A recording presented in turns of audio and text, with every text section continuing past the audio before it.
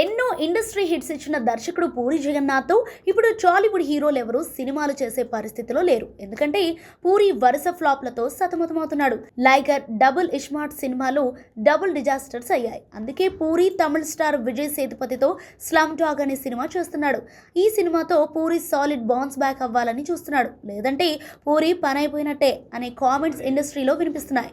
ఇలాంటి సమయంలో pan India star ప్రభాస్తో పూరి సినిమా అనే టాక్ మొదలైంది. దానికి కారణం లేకపోలేదు. లేటెస్ట్గా కపుల్ ఫ్రెండ్లీ ఇంటర్వ్యూలో పూరి గురించి ప్రభాస్ చేసిన కామెంట్స్ సోషల్ మీడియాను షేక్ చేస్తున్నాయి. పూరిలా క్యారెక్టరైజేషన్ ఎవరూ రాయలేరు, అసలు ఇండియాలోనే లేడు. బుచ్చిగాడు క్యారెక్టర్ గురించి విన్నప్పుడు పిచ్చెక్కిపోయిందని చెప్పుకొచ్చాడు డార్లింగ్. ఇక్కడ నుంచి పూరితో ప్రభాస్ మళ్ళీ సినిమా చేస్తాడా అనే చర్చ మొదలైంది. పూరితో చేసిన బుచ్చిగాడు సినిమా ప్రభాస్ కెరీర్లో ఎంతో స్పెషల్గా నిలిచింది. కానీ ఏక్ నిరంజన్ మాత్రం అలరించలేకపోయింది. ఆ తర్వాత మరోసారి ఈ కాంబో రిపీట్ కాలేదు. కానీ ఇప్పుడు ఈ కాంబో సెట్ అవ్వటం అంత ఈజీ కాదు. చికెన్ మసాలా ప్రభాస్ కెరీర్ ఇప్పుడు పీక్స్ లో ఉంది. ఆయనతో సినిమాలు చేయాలంటే 100 కోట్ల బడ్జెట్ కావాలి. అయినా కూడా ప్రభాస్ తలుచుకుంటే పూరితో సినిమా సాధ్యమే.